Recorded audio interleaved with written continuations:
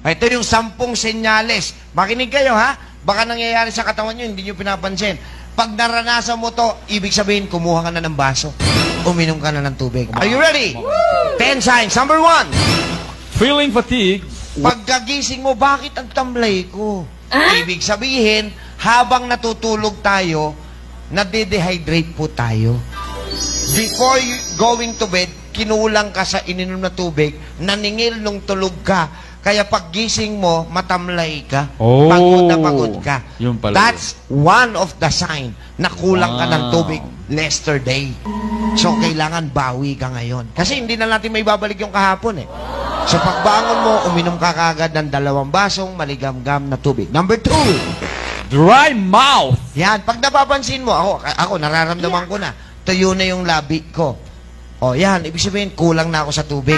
Okay, next, number 3. Leg cramps. Pagka po pinupulikat tayo, sign po yun na kulang. Oo, tama. Kasi na-dehydrate ka, lumapot yung dugo. Walang dumadaloy na magandang flow. Yes, walang proper blood circulation. Number Yes. 4. Dry skin.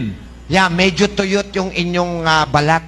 Mapapansin nyo yun pagka po kinamot mo may kulay puti. Yan, dry skin. Dry skin. Next, number 5. Color of urine. Yan, pagka po iba na ang kulay ng inyong ihi. Ano dapat? Ang dapat na kulay, ito yung 10 senyales. Makinig kayo, ha?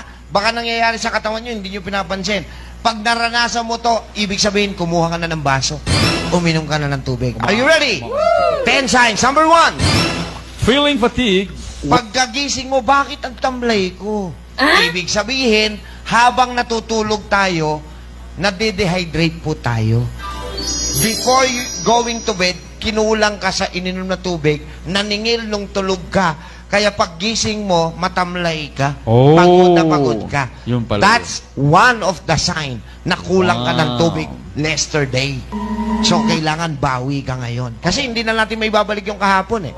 So, pagbangon mo, uminom ka kagad ng 2 basong maligamgam na tubig. Number 2. Dry mouth. Yan. Pag napapansin mo, ako nararamdaman ko na, tuyo na yung labi ko. O, yan. Ibig sabihin, kulang na ako sa tubig. Okay, next, number 3. Leg cramps. Pagka po pinupulikat tayo, sign po yun na kulang. Oo, tama. Kasi na-dehydrate ka, lumapot yung dugo. Walang dumadaloy na magandang flow. Yes, walang proper blood circulation. Number Yes. 4. Dry skin. Yeah, medyo tuyot yung inyong balat. Mapapansin nyo yun pagka po kinamot mo may kulay puti. Yan, dry skin. Dry skin. Next, number 5. Color of urine. Yan, pagka po iba na ang kulay ng inyong ihi. Ano dapat? Ang dapat na kulay,